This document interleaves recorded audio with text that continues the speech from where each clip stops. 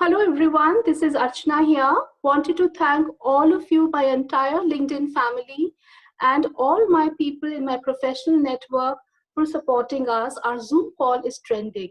This surely means we all are together in this economic mayhem and will come out of it. Today we are talking about a very relevant topic.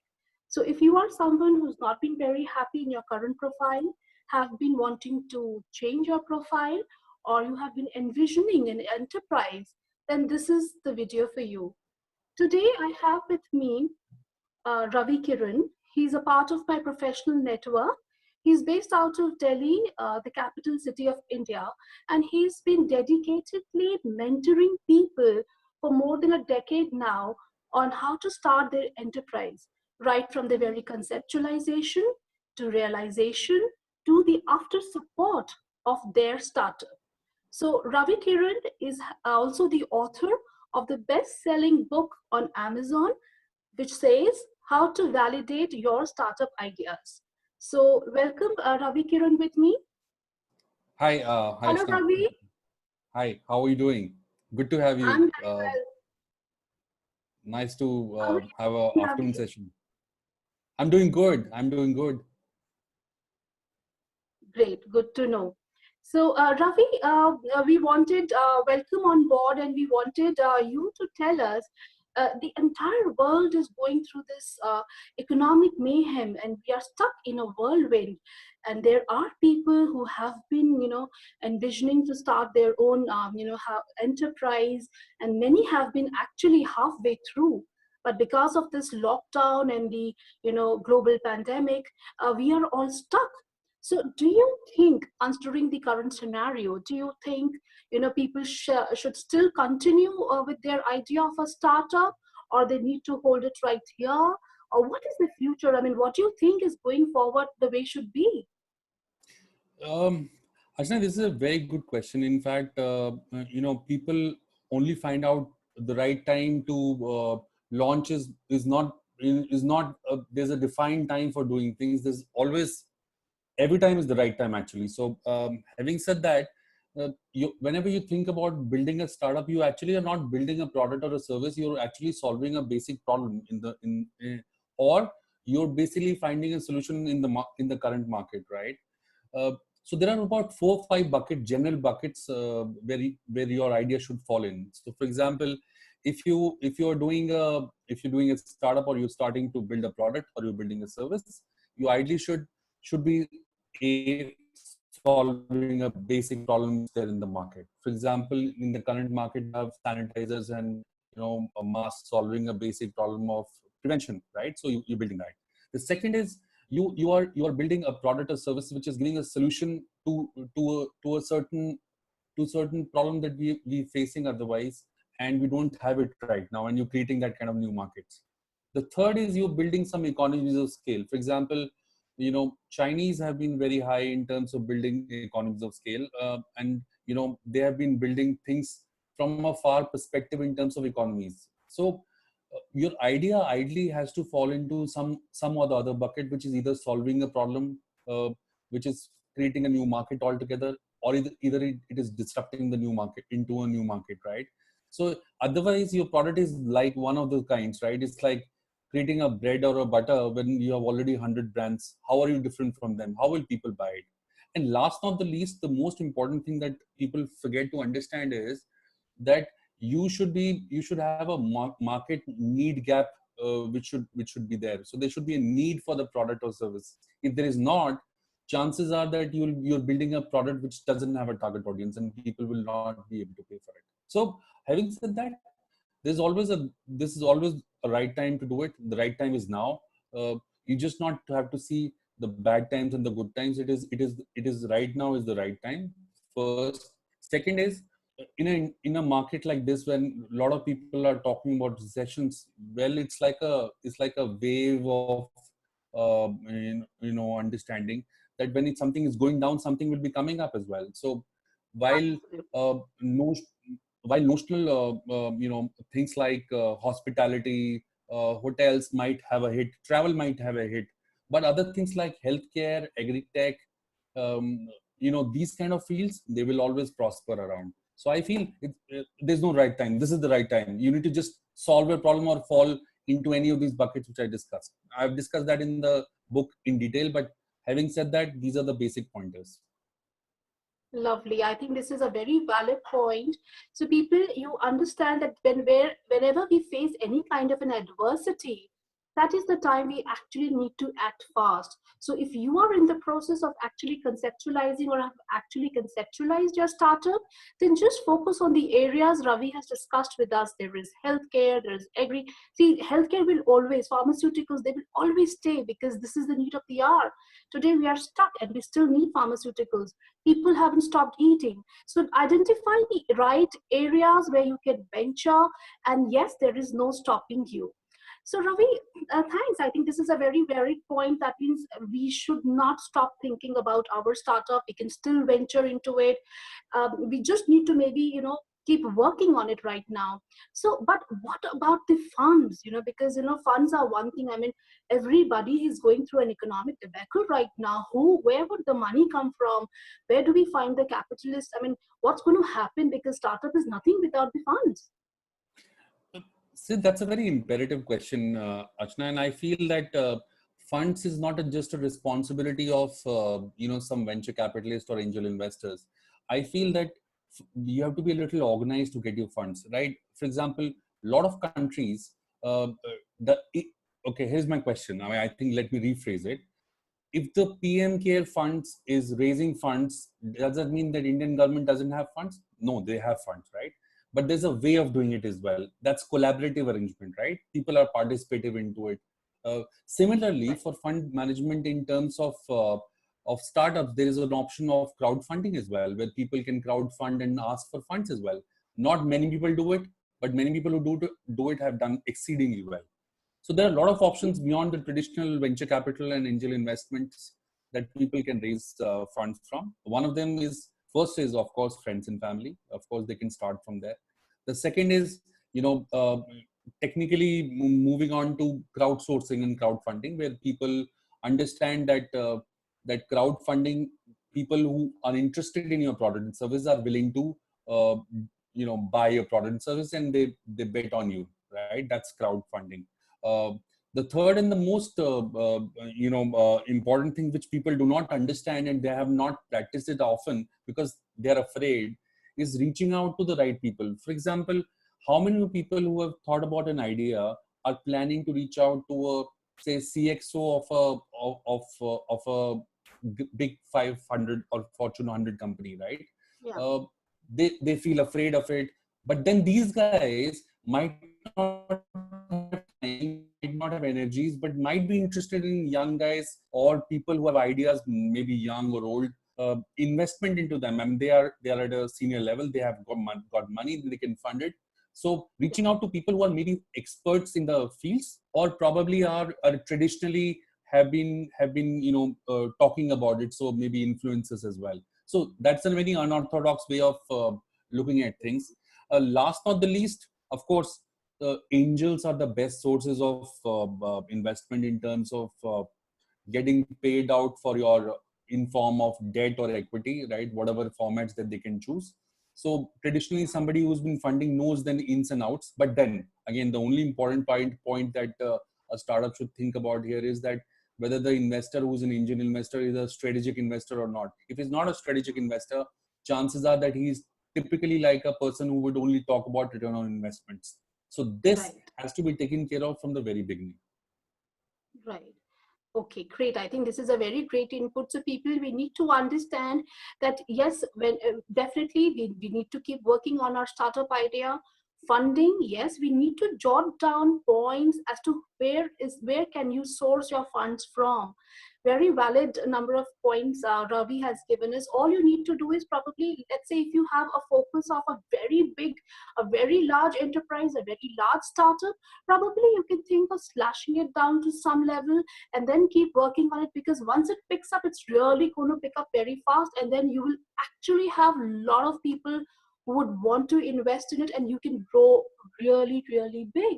So I think this is something really nice. All you need to do is jot down the areas from where you can get funds. So this is one a part which you need not, stop thinking about. You need to keep thinking about it and, finalize on one asset and work towards it. Great. So we work on the startup. We have the funds ready with us. Now going forward, what? I mean, what should, the calendar be looking like? What are the points? What is the starting point? Because you have been very instrumental in helping people conceptualize and, actually making it happen for them and also give them after support. So what should be the starting point for these people? I think the first starting point is to validate your business idea. I mean, not that because I've written the book and I'm swearing by it, but first thing is to validate your business idea, which means is finding out two basic things. A, is your product, is there a market for your product, okay, or a service? Is there a market for it? And if there is a market for it, are people willing to pay for it, right? Second, that's number two. And number three is that fitment of your product market is there or not. Now, if these three things are taken care of, you're good to go. And these are not things which you'll learn and understand from a books or from old magazines. You need to understand from a realistic point of view, and this is how people have been doing across for all their companies, specifically product companies. Now, the only important part here is that you should learn fast. You should unlearn fast. You should not wait for an ideal product to happen. Whatever state of your product is, take it to the market, take it for a feedback session, go to your customers, existing customers, or if there are new customers, go to them, which are basically your target audience. Go to them, show your product, give them a demo. Don't pitch it, right? Just go and show it to them and ask for it, whether the product is good for not, or whether it's solving a problem. Is it solving their basic problem? And if it is, you exactly know that if you go out to 20 people who are prospective people and they want to buy your product, you understand that there's a market fit for that product and your idea is validated, and then you just build your go-to-market planning and take it up from there. I think that's the most important part from perspective of validation, idea validation, then understanding the product market fit, and then building your go-to-market planning, and and then grow. There's no second doubts about it. Right, absolutely. Then really, who can stop us from growing then? Lovely.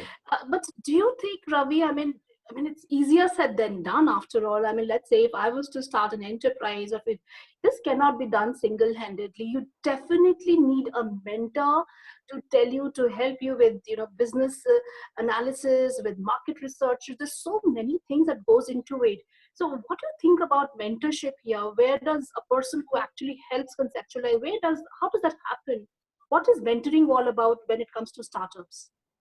See, Archana, time and again, I mean, you learn things from, there are a lot of young people who are duped by other people, and there are a lot of fraud that happens in terms of mentoring, right? I hear time and often. There's no end to it, it'll continue, but the only way to understand is from a mentee perspective, you need to understand is that you need to understand the basic difference between who a mentor is, who a consultant is, and who is a coach, right? So let's not confuse between coaching and other things. Let's understand from a mentoring and a consulting perspective. A lot of consultants portray themselves as mentors, and a lot of kids, and I would not blame either of them, understand that consulting is part of the mentoring process. These both things are different. Consulting is more of business orientation, and where a consultant is advising a company or a startup in terms of growth for a specific function. He could be a financial consultant, he could be a growth consultant, he could be a marketing consultant, which is fair, which is good. That's the business that they are in. However, from a mentee perspective, a young person who's trying to understand things from a very variable perspective, you should understand that mentoring is a very serious and a very on the job kind of situation where a startup, if needs a mentoring, there has to be a little bit of more deeper understanding between a mentor and a mentee first. Second is that it's more of an emotional bond as well. A consultant may or may not have an emotional bond. It's a business requirement that he fulfills, right? But a mentor does an emotional bonding with the startup or the founders. So the job of a mentor is not just hand-holding the startup or the founders. He's basically a part of the enterprise in terms of helping the enterprise grow in a certain direction across the function, and help whoever he's aligned with in terms of uh, more of business, more of personal, and more of uh, you know uh, not just growth orientation, but a futuristic thinking orientation. So it's a very deep understanding. It's like a guru shishya relationship. Might not be in that format, but it is something like that, which a consultant doesn't. Unfortunately, and there is nobody to be blamed for it, the mentee thinks that a consultant might be a mentor. In that kind of situation, he expects a little more understanding, a little more dependency on that, which doesn't happen. It backfires, and then it goes awry, right? Second important thing is that a lot of people who haven't done anything serious in their lives pretend to be sometimes be a mentor, though they are a consultant only. Nothing wrong in that, but mentoring is only possible once you probably have gone through that zone of understanding yourself, had your share of success and failures. Sometimes failures are a very important part because you learn what not to do, actually, right?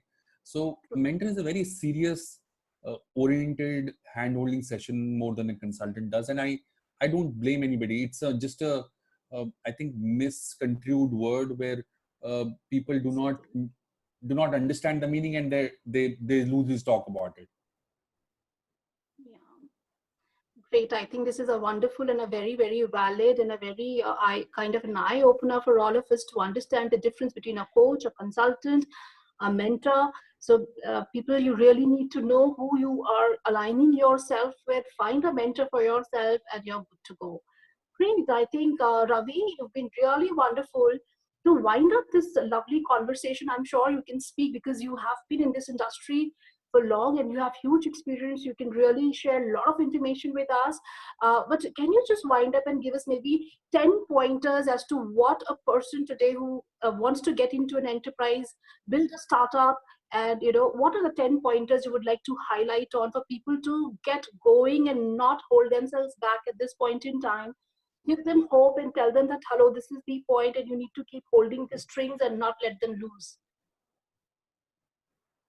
Yeah, Archana, I think people should, this is a session where I think people should come up the curve and think positive first. This is not the worst time. This is There might be worse time that might come, but then again, this is the best time that you're living. As long as you're living, it's a great time. So first is to be positive, and look at the better things in life which are coming in front of you. The second most important thing is uh, seek opportunities, right? What are the opportunities available in the market, which is relative. So if you are in, say, you're a tech guy, you need to understand what are the kind of innovations are happening in tech. For example, healthcare, agri-tech, right? AI, machine learning. I mean, there are a lot of things that are happening from a tech perspective. What is the kind of products that you might want to build at this point of time? Again, validation, the process that we discussed, they have to go through that, but faster the better. The second important thing that comes to my mind, and that's direct, is finding out solution for existing problems. I mean, there are many problems right now, and these problems will pivot, right? What problem that we are facing today might not be a problem about a month later, right? So in that case, understand the kind of problems that are happening in the market, and find out the solution through your product or services, how can solve the problem. Because any product which has empathy enrolled into it, and it has a human touch to it, the adoptability of that product is very high. For example, let's talk about Zoom. I mean, they did not market this product. It was easy plug and play, and it happened. People adopted it. A 6-year-old can also Zoom right now as a 60-year-old, right? So it was pivoted perfectly well, and it came on the right time. From an understanding perspective, there's an opportunity which came in for them, which is different. But from a product perspective, we need to understand from that opportunity, right? Uh, then we talk about why not considering your hobby as a profession. I mean, a lot of people who might be great cooks, who might be great painters, who might be great at doing DIY work, but nobody tells them why don't you start your own, maybe an art gallery, or maybe cook show, or maybe reach out to kids and teach them out, anything for that sort. I don't know what that could be, but considering maybe if 10 people are there in the world who are considering or out of job right now, or might be considering new jobs as well, have they considered that what if they convert their hobby into a profession? Will that work? Again, there has to be a validation for that. There has to be a market for it. There's a certain amount of learning, but that's a great fitment, because then you don't actually work. You basically enjoy doing that work. You don't work from 9 to 5. You work at the times that you want to work. You're not working for anybody. You're working for yourself. Uh, then you consider talking to your friends and family, and maybe professionals like you who talk to 100 people, professionals every day, reaching out to people like you in terms of understanding and their point of view. It is never bad to take suggestions. You should always take any suggestion that comes in your way, but you should always do what you feel is right. I mean, that is always the right way of doing it. You should not be doing what I'm telling you, right, or what you were telling anybody, but you should take suggestions, finally do whatever you think is right, and which is good for your your plan of action. So hearing is the right objective. Hear out your friends, hear out your family, discuss with them, reach out to professionals like you who are reaching out to under 100 professionals. You might have a lot of things to suggest to them, right? So first, that is one of them. Then do a proof of concept of your product or service with your existing market, and do it fast. Times may last maybe for a month, for 2 months, these kind of challenging times. But then again, these times might go off, right? So if you can do it faster, the better. Last not the least, it's very important that, and this is what I have learned as well from my failures, and I've had many of them. I was not born with a silver spoon. I had a lot of failures where I came on ground zero. But then I learned one thing, that you have to unlearn and relearn fast. If you don't unlearn and relearn, irrespective of age, whether you're 21, you're 19, or you're 60, or even you're 45, right? You will never be able to understand things which are for your right perspective. So irrespective of whatever you do, irrespective of all the suggestions, make sure that you unlearn what you've learned, relearn again, and come to the learning spree. You're never too old. And I think it's important that you read as much as you can from the contemporary perspective. And that's it. Nothing more. We can make out a complete thesis out of it, but that's not the point. I think it's important that people should understand, believe in themselves, think positive, and get going with life. I think it is the right time to get things in life. I personally feel that. Lovely. I think this is a wonderful way of ending this conversation. You have given them all the inputs possible to realize their dreams, to keep thinking on their startups and not stop the idea of venturing into their own enterprise. I think this is wonderful. I think, viewers, everything has been covered and there is nothing that should stop you. Thank you so much, Ravi, for coming on board. And I'm sure everyone will like to reach out to you and check Sure. on what more information you can help them out with. And thank you so much for coming by, and we will keep having you for more conversations, interesting conversations and enlightening conversations like these, so that we can help more and more people out there and make best of their lives. Thank you Sure, so Ashna. much, Many. Ravi. Thanks a lot. Thank you very much. Have a nice time. Bye bye. You too. Thank you. Bye-bye.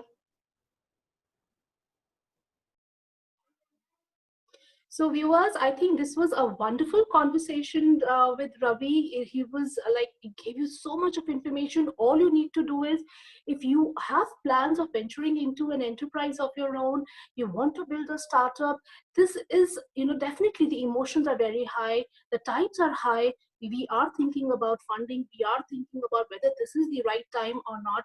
But trust me, this is the time. So this is the time when you should actually start working on your project, build resources, work whether your product will be good at this time or not, what is the right time to launch it, what are the kind of funding you will be getting, where is the funding you would be getting from, who is going to be your mentor. Keep looking for mentors, because you've understood who a mentor is.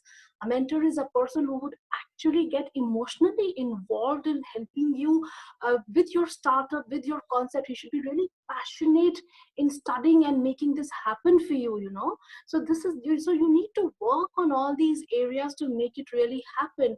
Be a good listener, listen to what people are saying, you know, keep taking their input so that, you know, you build a nice project for yourself and you know when to actually venture into it. So I really wish you all the best, and I know we all can do it. Trust me, we all are together in this, and we will definitely come out of this dilemma. Wishing you all the best and stay tuned for more.